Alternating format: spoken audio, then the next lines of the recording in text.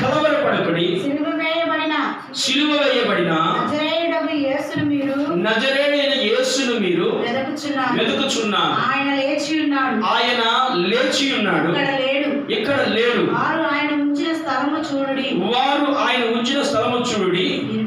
మీరు వెళ్ళి ఆయన మీకంటే ముందుగా గలిలయలోనికి వెళ్ళుచున్నాడని ఆయన మీతో చెప్పినట్టు అక్కడ మీరు ఆయన చూతురని ఆయన శిష్యులతోను పేతురుతోను చెప్పుడనెను.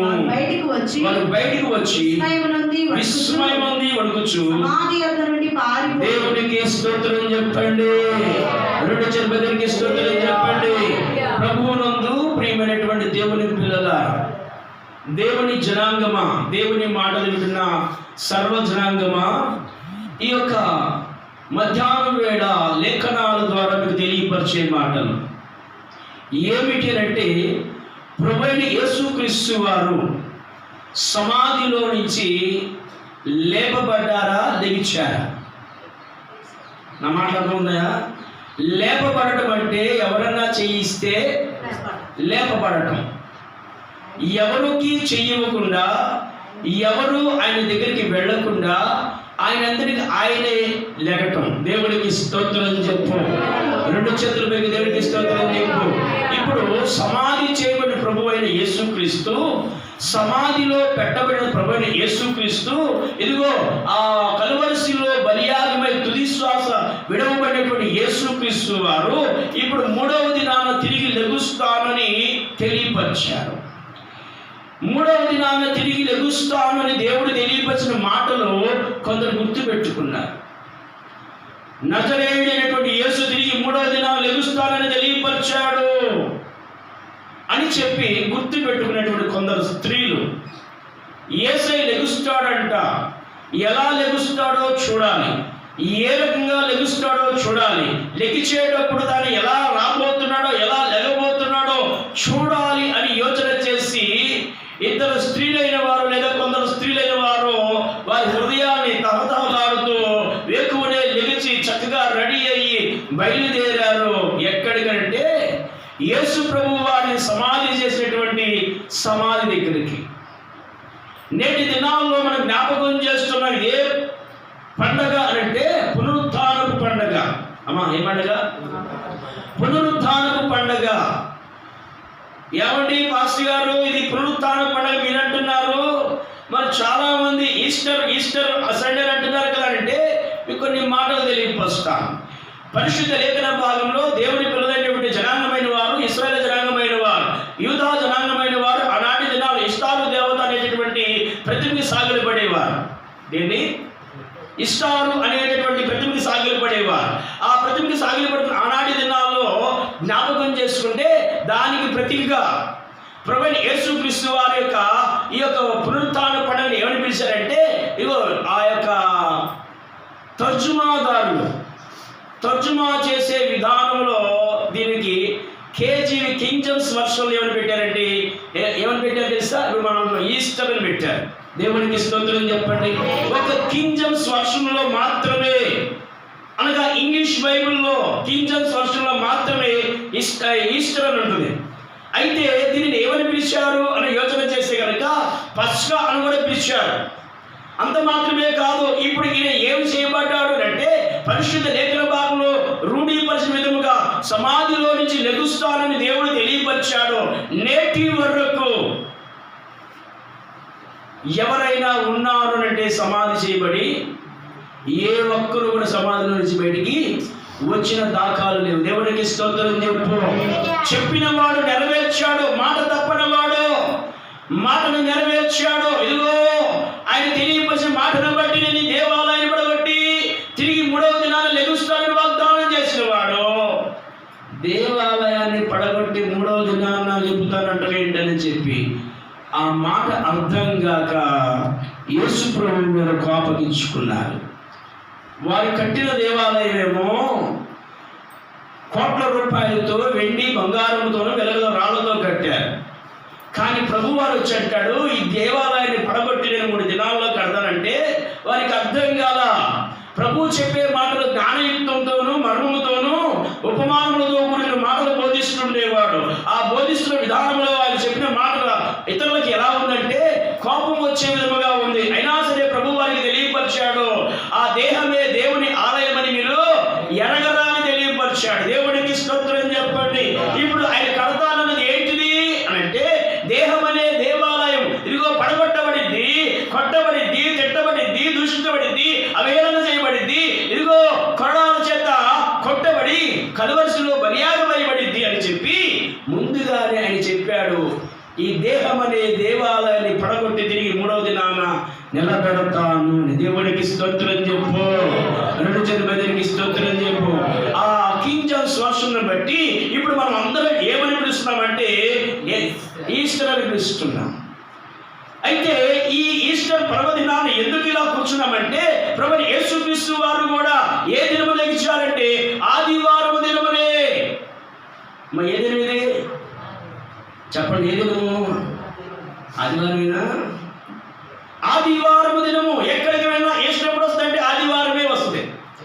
ఎక్కడికి వెళ్ళినా గుడ్ ఫ్రైడే ఎప్పుడు వస్తుంది?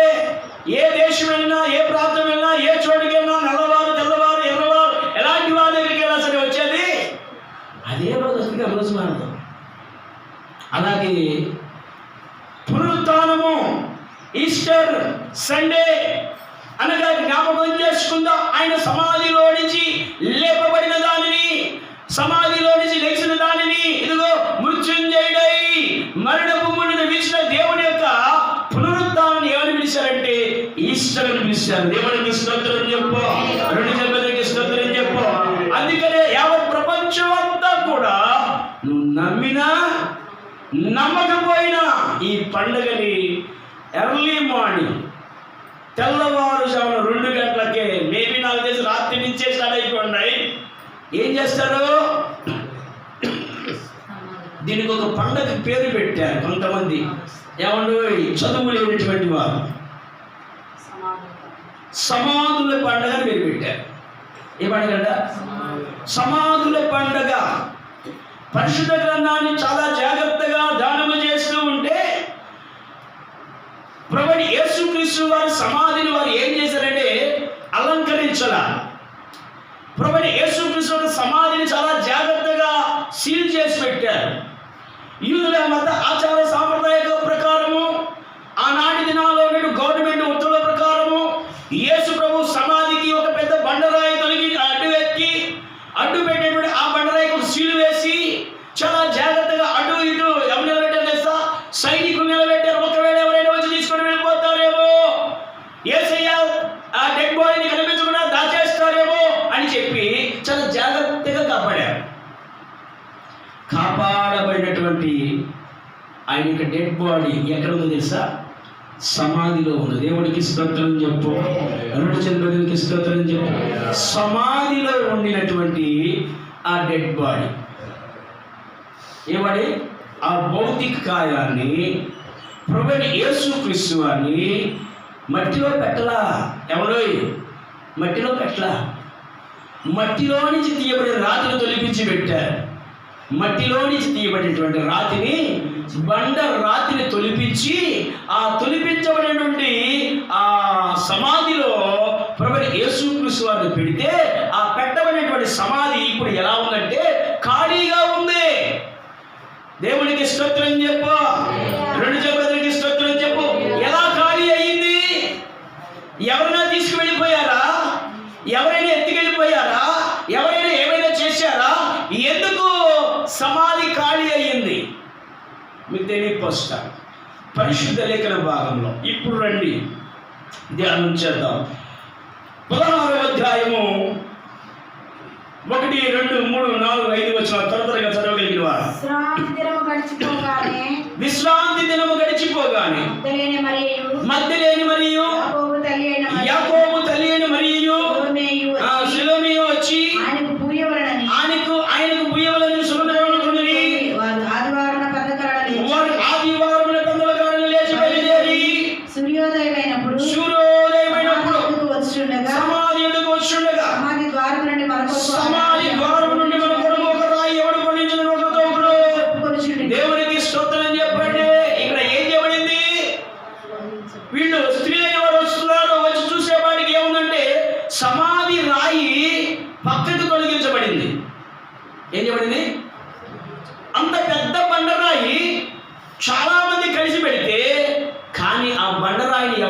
పిలిచారో అర్థంగా.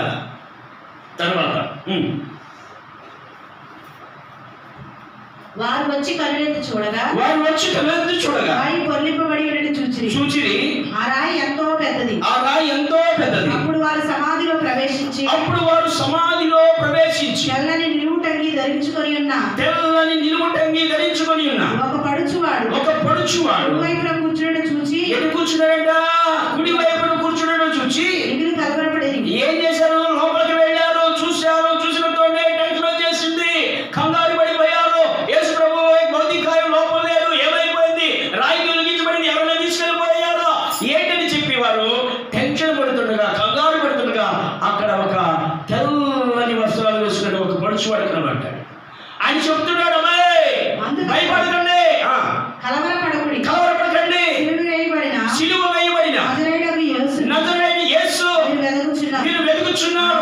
ఆయన లేచి ఉన్నాడు. దేవుడికి స్తోత్రం చెప్పు, రెండు జనానికి స్తోత్రం చెప్పు. ఆయన చెప్తున్నాడు కదా, ప్రభువైన యేసుక్రీస్తు వారు ఇక్కడ లేడు, ఆయన లేచి ఉన్నాడు. ఎక్కడి నుంచి లేచాడంట? చెప్పండి, ఎక్కడి నుంచి లేచాడు? సమాధి చేయబడ్డాడు, సమాధిలో పెట్టబడ్డాడు. సమాధిలో పెట్టబడిన యేసు ప్రభు వారు తిరిగి మూడోదాన అనగా ఆదివారం తెల్లవారుజామున ఆయన లేపబడ్డారు లేదా లేచారు. దేవుడికి స్తోత్రం చెప్పండి, రెండు చేతులకి స్తోత్రం చెప్పండి. సాక్ష్యం ఎవరిస్తున్నారు? ఎవరు సాక్ష్యాన్ని ఇస్తున్నారు అంటే దేవదూత సాక్ష్యం ఇస్తుంది, దేవదూత కాపులా ఉంది, దేవదూత తెలియపరుస్తుంది. మగ్దలేని మరియ వేరొక మరియకి తెలియపరుస్తుంది. ఆయన ఇక్కడ లేడు, ఆల్రెడీ లేచి. ఇప్పుడు సమాధి ఖాళీ ఉందా? సమాధిలో ఎవరు ఉన్నారా? చెప్పండి, సమాధిలో ఉన్నారా? సమాధిలో ఎవరు లేరు. పునరుత్థానమైనటువంటి క్రీస్తు, మరణపు ముళ్ళను విడిచినటువంటి క్రీస్తు,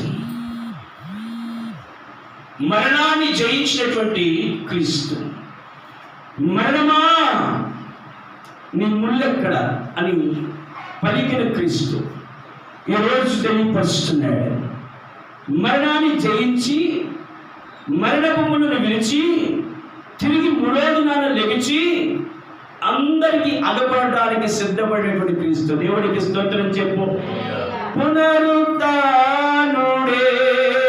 జయశీలి, పునరుత్థానుడే జయశీలి,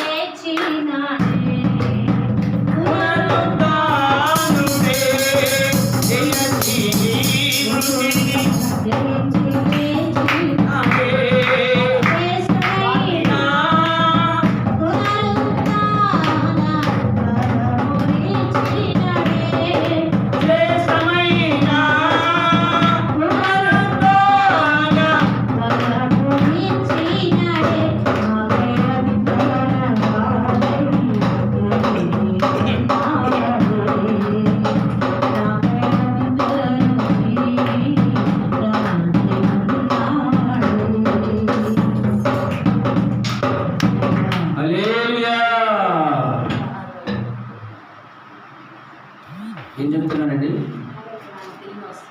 ఆయన పునరుత్థానుడయ్యాడు. ఏమయ్యాడు? ఎక్కడి నుంచి? పౌలు అంటాడు, నేను పునరుత్థానాన్ని క్రీస్తు నేను ప్రకటిస్తున్నాను అని అంటున్నాడు. మళ్ళా పౌలు అంటాడు మరొక చోట, నేను సిలువ వేయబడిన క్రీస్తు నేను ప్రకటిస్తున్నాను అంటాడు. అంటే జ్ఞాపకం చేసుకుందాం, నేను ప్రకటించే క్రీస్తు అలాంటి వాడు ఇలాంటి వాడు కాదు. మరణము జయించి తిరిగి లేచిన వాడు, మరణపు ముళ్ళను విరిచిన వాడు, మృత్యుంజయుడై లేచిన వాడు. దేవునికి స్తోత్రం చెప్పు. మృతులలో ఉండేటువంటి వాడు కాదు, మృతుల లోకానికి వెళ్ళినటువంటి వాడు కాదు. తన రక్తము కానీ తన శరీరము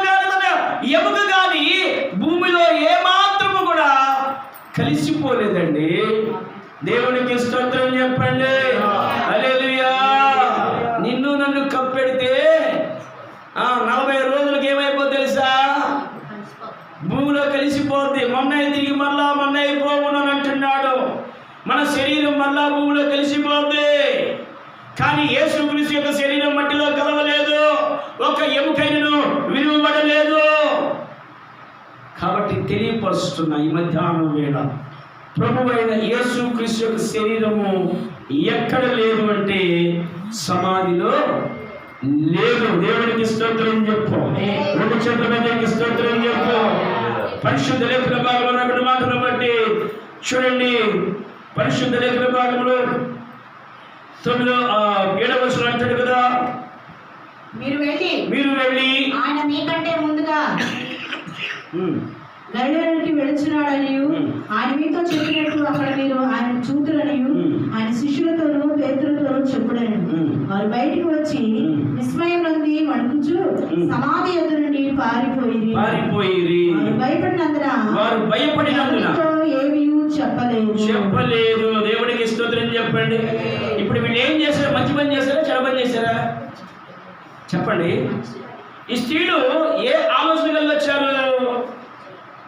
ప్రభువును చూడాలని ఆశతో వచ్చారు. దేవుడితో చెప్పింది మీరు వెళ్ళి చెప్పండి అని. కానీ వీళ్ళు ఏం చేశారు? భయపడిపోయి చెప్పకుండా ఉన్నారు. అంటే సాక్ష్యాన్ని నేటి దినాల్లో ఏం చేస్తున్నారంటే మరుగు చేసేస్తున్నారు.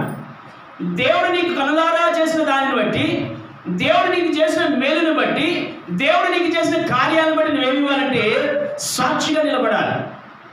ఇప్పుడు మీరు కనులారా చూశారు, సమాధి ఖాళీగా ఉంది.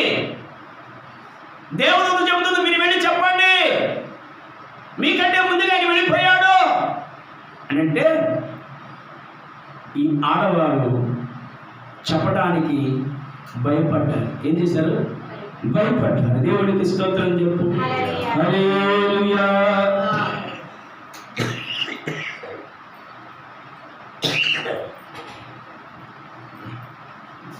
మత్తయి సువార్త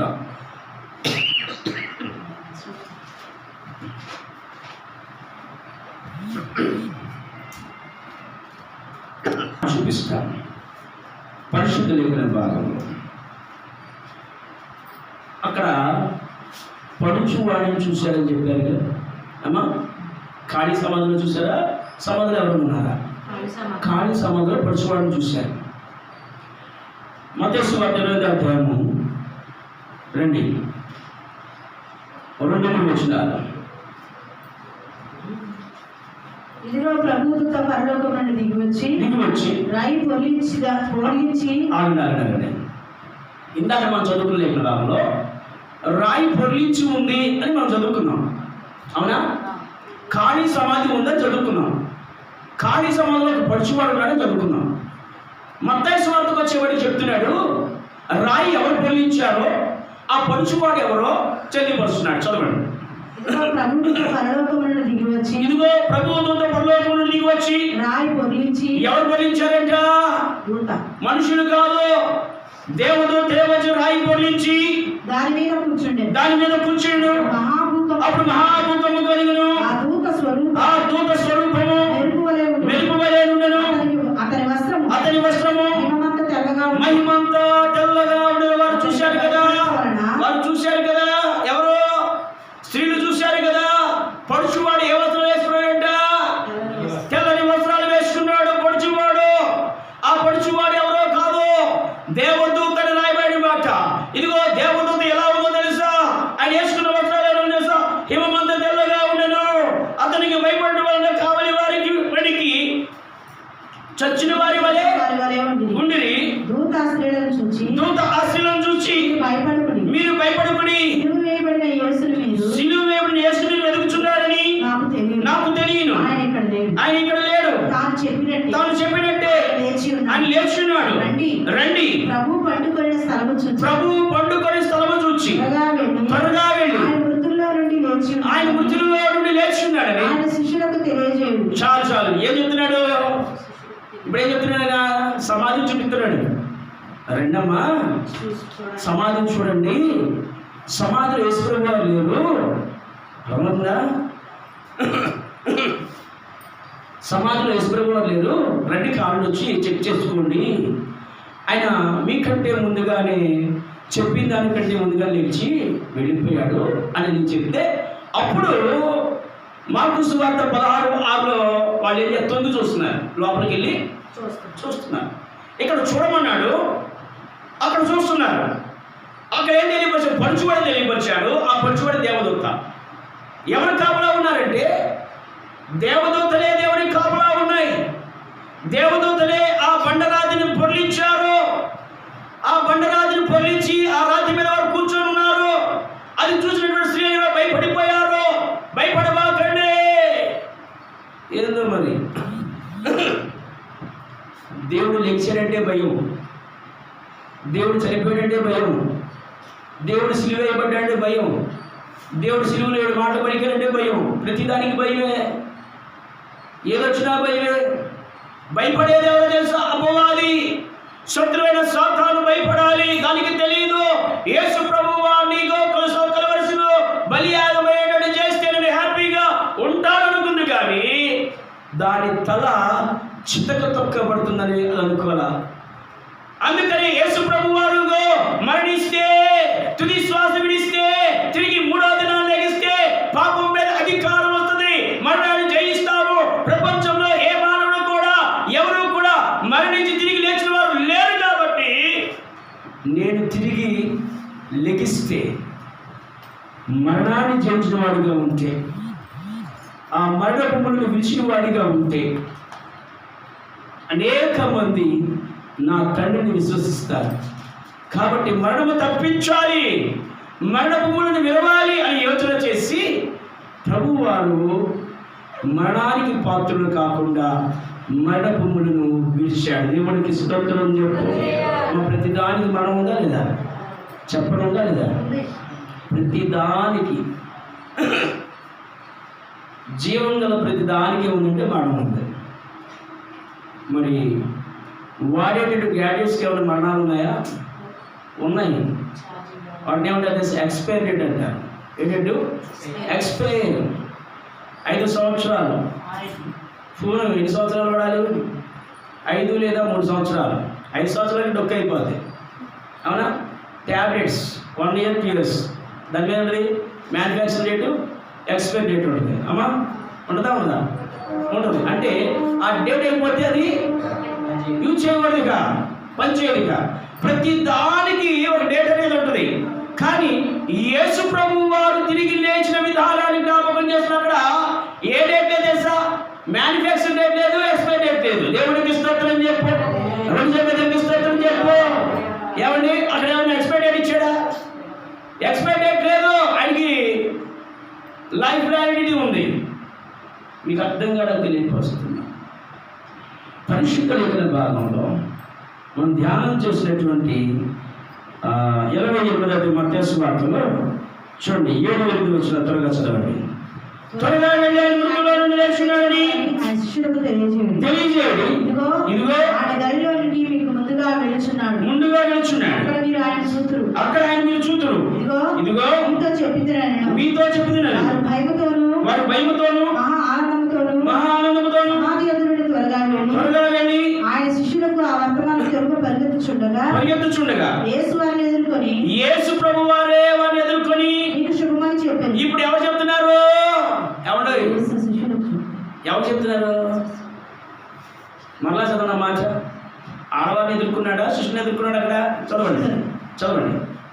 వారు భయముతోనూ మహా ఆనందంతోనూ సమాధి యొద్ద నుండి త్వరగా వెళ్ళి ఆయన శిష్యులకు ఆ వర్తమానము తెలుపు పరిగెత్తుచుండగా యేసు వారిని ఎదుర్కొని మీకు శుభమని చెప్పి వారు ఆయన యొద్దకు వచ్చి ఆయన పాదములు పట్టుకొని ఆయనకు మొక్కగా యేసు భయపడకుడి, మీరు వెళ్ళి నా సహోదరుడు దేవుడికి స్తోత్రం చెప్పండి. కనబడింది ఎవరు? మొక్కింది ఎవరు? కూడా కనబడింది ఎవరు? యేసు ప్రభు వారు. మొక్కింది ఎవరు తెలుసా? స్త్రీలు. మా అర్థమవుతుందా మీకు? యేసు ప్రభు వారు పాదాలు పట్టుకున్నారు. యేసు ప్రభుకు సాగిలపడ్డారు. మృత్యుంజయుడే తిరిగి లేచినటువంటి ఆ యొక్క ప్రభు యేసు క్రీస్తు వారు మొట్టమొదట చూసింది ఎవరంటే స్త్రీలు. దేవునికి స్తోత్రం చెప్పు. అంటే పురుషులు లేని భాగ్యాన్ని దేవుడు ఎవరికి ఇచ్చాడు తెలుసా? స్త్రీలకు ఇచ్చాడు. అందుకనే స్త్రీ బలహీనమైంది. బలహీనమైన ఘట్టమన్నాడు. ఈ బలహీనను బలపరచాలని దేవుడే ఆలోచన చేశాడు. ఇప్పుడు మగ్దలేని మరియా, వేరొక మరియా ఎవరి కాళ్ళ నిలబడ్డారు? యేసయ్య కాళ్ళ నిలబడ్డారు. యేసయ్యకి సాగిలపడ్డాడు. ఇప్పుడు యేసుప్రభుడు శుభం చెప్తున్నాడు. మీకేం కలగాలంట? ఇల్లు కట్టుకునేటప్పుడు చెప్తాం, ఒక ఫ్లెక్సీ పెడతాం, శుభం కలుగును గాక. ఏం కలుగును గాక? శుభం కలుగును గాక అని అంటాం. మంత్రోచ్చరణ చేస్తాం, శుభం అని అంటుంటాం.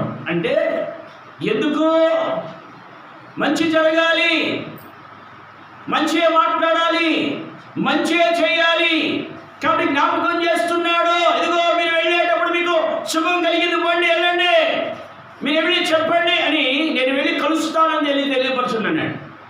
ఎక్కడి నుంచి లెగిశాడు? పరిశుద్ధుడు, పవిత్రుడు, యథార్థవంతుడు, నీతిమంతుడు, నీతిశ్వరుడు, నీతికి రాజు, సమాధిలో నుంచి లెగిసినటువంటి నజరేయుడైన యేసు మృత్యుంజయుడై మొదటిగా ఎవరు కనబడ్డాడు తెలుసా? చెప్పండి. స్త్రీలకు కనబడ్డాడు. దేవుడికి స్తోత్రం చెప్పాడు. అది వీళ్ళేమో భయపడిపోతున్నారు. ఆయన ఎక్కడ లేడంట? సమాధిలో లేడు. నేటి 2026వ సంవత్సరంలో ప్రభువుని ఆరాధిస్తున్న మనలో ప్రభువు ఉన్నాడా? ఒకసారి ఆలోచించండి. ఇక్కడ ప్రభు ఉన్నాడా? ఇక్కడ ఆయన లేడు. ఎక్కడ? ఇక్కడ ఉన్నాడా? ఉన్నాడు అని అనుకున్నా కానీ ఆయన ఇక్కడ లేడు. దేవుడు అంటాడు, ఆయన కాదు లేడా, వెండి బంగారంలో నాకు అక్కర్లేదు కానీ నీ హృదయాన్ని మాత్రం నాకు ఇస్తావా అన్నాడు. ఇప్పుడు ఎంతమందిని ఈ హృదయంలోనికి దేవుని ఆహ్వానించారు? ఎంతమంది ఆ నజరేయుడైనటువంటి యేసు, పునరుత్థాన యేసుకి ఇక్కడ స్థానం ఇచ్చారు? ఆలోచన ఏంటి? దేవుడు కోరుకునేది ఏంటంటే నీ హృదయమే. నీ హృదయాన్ని కోరుకుంటున్నాడు. అక్కడ లేకపోతే మరి ఇంకెక్కడ ఉండాలి? ఎక్కడుండాలి? ఎక్కడుండాలండి? చెప్పండి, ఎక్కడుండాలి? నా హృదయాల్లో ఉండాలి. సమాధిలో నుంచి లేపబడ్డాడు, సమాధి నుంచి బయటికి వచ్చాడు. బయటికి వచ్చిన ఆయన ఎక్కడ ఉండాలి? మనలో ఉండాలి, మనతో ఉండాలి, మన హృదయంలో ఉండాలి. ఉండాల్సినటువంటి వానికి మనం స్థానం ఇస్తున్నామా? నేటి దినాల్లో అపోహలు ఏంటంటే యేసు ప్రభు దగ్గరికి వస్తే ఏమన్నా అయిపోద్దేమో. ఏమైపోద్ది? ఏం కాదు. యేసు ప్రభుని ఎలా చూస్తున్నారంటే అంటరాని వాడిగాను, ఎవడి ఇదిగో ఊరికి దూరంగా ఉండేటువంటి వారిగాను చాలామంది ఆలోచన విధానం ఇది. నువ్వు అంటుకున్నా అంటుకోకపోయినా దేవుడు అంటే నేను ప్రేమిస్తున్నా తల్లి. చాలామంది అపోహలు పడుతున్నారు. యేసు ప్రభు చెప్పే మాట ఏంటి? నువ్వు పరిశుద్ధంగా జీవించాలనేగా, పవిత్రంగా జీవించాలనేగా, యథార్థంగా జీవించాలనేగా, లోక సంబంధమైన చెడ్డ కార్యాలన్నీ విడిచిపెట్టి ఆత్మ సంబంధమైన చేతబట్టి దేవుని సన్నిధిని అనుభవించాలిగా. అవునా కదా? నేటి దినాల్లో 10 ఏళ్ళ కుర్రోడు సిగరెట్ తాగుతున్నాడండి. తల్లి ఏం చేస్తుంది, తండ్రి ఏం చేస్తున్నారు? మాకు చెప్పి తాగాడా అని అంటారు. వాడి బయటికి వెళ్ళి వచ్చినప్పుడు నువ్వు చూడాలిగా, నీ బాధ్యతగా. బాధ్యత కాదా లేదా? చెప్పండి, బాధ్యత లేదా? తల్లిదండ్రులకు మన బాధ్యత ఏంటి? వాడు ఏం చేస్తున్నాడు, ఎక్కడికి వెళ్తున్నాడు? 7 కాలం ముందు ఒక ప్రాంతంలో, ఒక దేశంలో, ఒక రాష్ట్రంలో, ఒక గ్రామంలో తండ్రి 2 కవల పిల్లలకి ఎండ్రం తాగించి బయలు పెట్టేశాడు. వాడి దాగా మళ్ళీ ఏం చేస్తున్నాడు తండ్రి? ఏం చేస్తున్నాడండి? మరొక తండ్రి 8 ఏళ్ళ పాపను పాడు చేశాడు. వెళ్ళిపోతుంది లోకం. పాపం కాదు ఇది. సమాజం ఏం జరుగుతుంది, ఏం చేస్తుంది? వాడిని ఏం చేయాలి?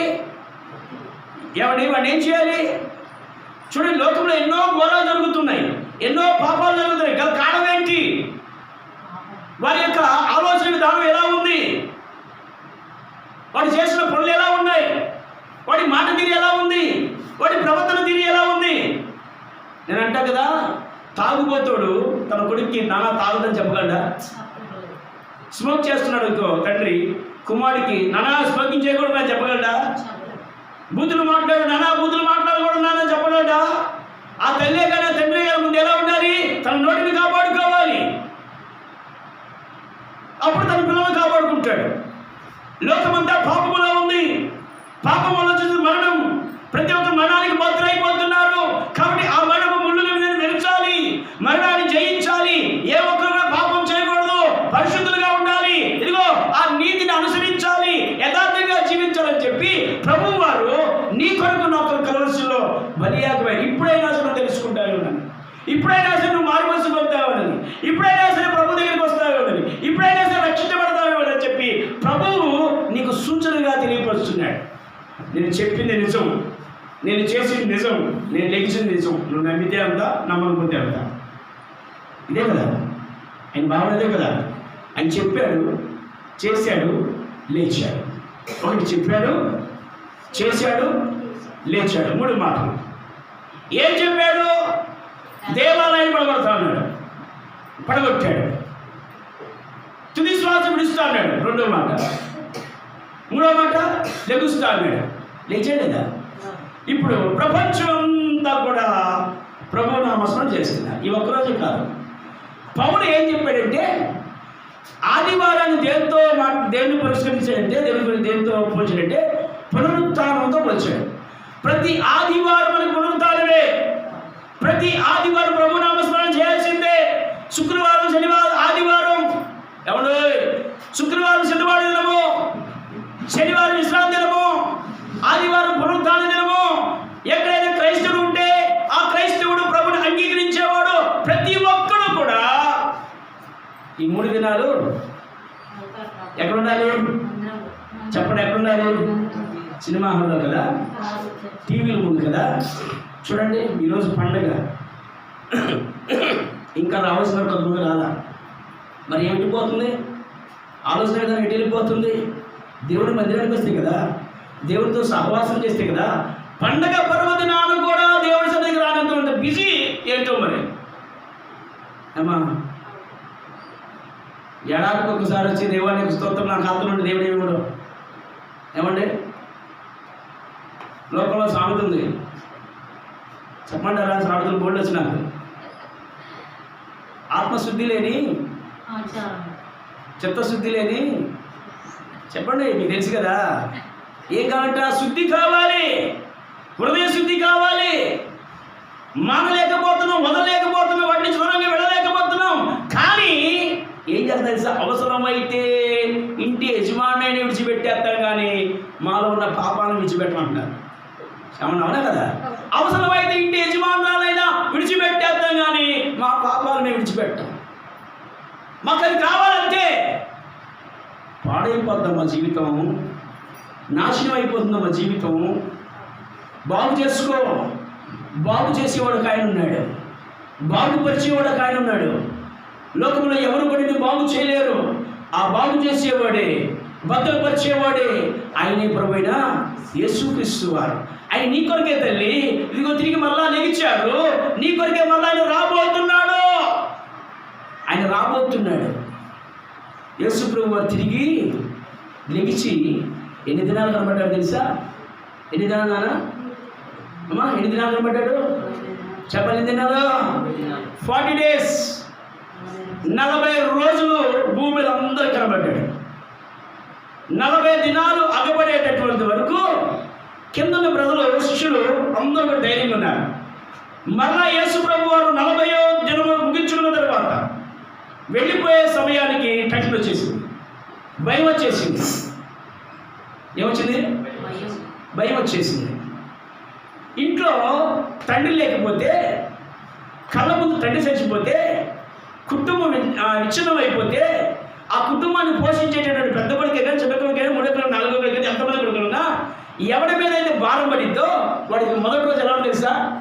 టెన్షన్ వచ్చింది. ఎలా ఎలా ఎలా ఎలా ఎలా చేయాలి, ఎలా నడపాలి, ఎలా పోషించాలి, ఏం తెచ్చేవాడు, ఏం పెట్టేవాడు, ఏం చేసేవాడు తెలియదు. తర్వాత మెల్లమెల్లగా అలవాటు పడిపోతాడు. ఏమైపోతాడు? ఓ సింతేనా అనుకుంటాడు. ఇంతేనా అనుకున్న దాంట్లో ఎంత ఉంటుందంటే భరించలేనంత ఉంటుంది. దేవుడికి స్తోత్రం చెప్పు, 2 చేతులకి స్తోత్రం చెప్పు. ఇప్పుడు భరించలేనంత బాధ నీ కొరకు నా కొరకు ప్రభువైన యేసుక్రీస్తు వారు భరించారుగా. ఇప్పుడు నీకు నాకు ఏమి చేసే సంతోషాన్ని కలిగించాడు. దేవుడికి స్తోత్రం చెప్పండి. మరణం మీద విజయాన్ని కలగజేశాడు. పాపం మీద విజయాన్ని కలగజేశాడు, పాపాన్ని జయించాడు, మరణాన్ని జయించాడు, మృత్యుంజయుడై ప్రభువైన యేసుక్రీస్తు వారు తిరిగి లెగిచారు. ఈ లెగిచిన దినాన్ని ఈస్టర్ ఆరాధన, పునరుత్థానపు ఆరాధన పిలిచారు. ఆ పిలువబడిన పిలుపును బట్టి ఈరోజు ప్రపంచవ్యాప్తమంతా కూడా ప్రభు నామస్మరణ చేస్తుంది. దేవుడికి స్తోత్రం చెప్పు. ఎన్ని దేశాలు ఉన్నాయో, ఎన్ని ఖండాలు ఉన్నాయో, ఎన్ని రాష్ట్రాలు ఉన్నాయో, ఎన్ని గ్రామాలు ఉన్నాయో, ఎన్ని పల్లెలు ఉన్నాయో, ఎన్ని పట్టణాలు ఉన్నాయో, అన్ని చోట్ల అన్ని మందిరాల్లో ఏం చేస్తున్నారు? ప్రభు నామస్మరణ చేస్తూనే ఉన్నారు. దేవుడికి స్తోత్రం చెప్పు. హల్లెలూయా. ఇక చదువులే వాళ్ళకి ఈరోజు ఈస్టర్ పండుగ చేతగాక ఏం పెట్టారు అంటే సమాధుల పండుగ. సమాధుల పండుగ, ఓహో యేసు ప్రభు లేచిన రోజా అని అంటారు.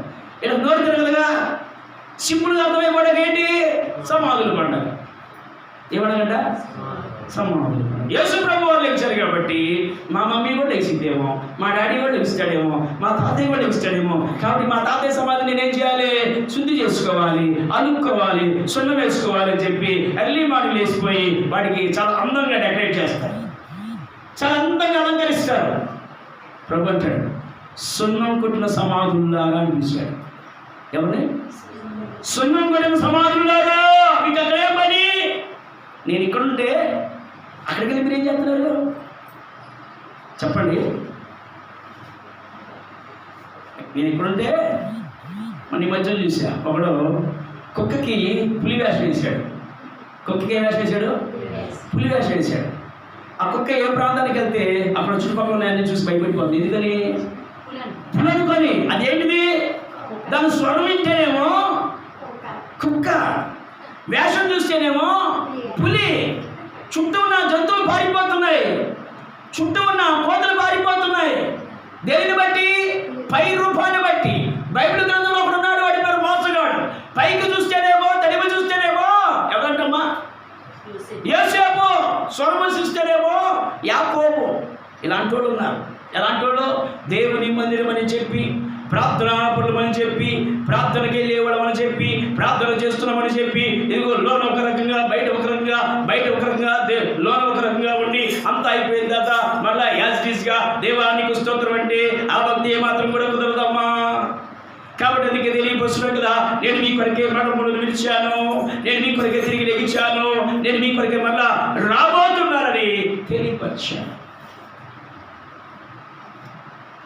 కాబట్టి ఈ మధ్యాహ్నం వేళ తన దాసుగా మీకు తెలియపరిచేది ఏంటంటే ఆయన సమాధిలో లేడు. నన్ను నమ్మాలి. సమాధిలో లేడు.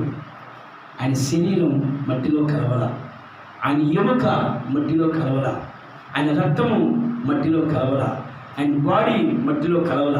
ప్రత్యేకించబడిన వాడు ఉన్నపాటునే తెల్లవారుజామునే ఆయన లెగిచాడు.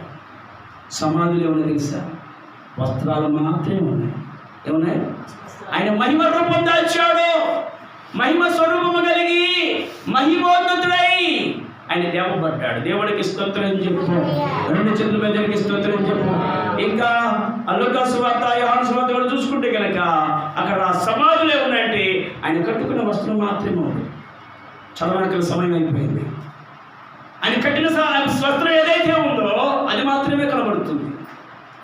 కాబట్టి ఈ మధ్యాహ్నం మీకు తెలియపరుస్తున్నా, యేసు ప్రభు వారు ఆయనకు మరణం లేదు. ఆయన దేవుడు అనేవాడికి మరణం ఉంటే తిరిగి లెగాలి. అసలు దేవుడికి మరణం ఏంటండి అని ఆలోచన చేయాలి. దేవుడికి మరణం అనేది ఉంటే తిరిగి లెగాలి. ఆ లెగిచిన వాడే ప్రభువైన యేసుక్రీస్తు వారిని లేఖనాల ద్వారా మీకు తెలియపరుస్తున్నా. దేవుడు ఈ మాటల వీటిలో ఆస్వాదించి దీవించును గాక. ఆమేన్.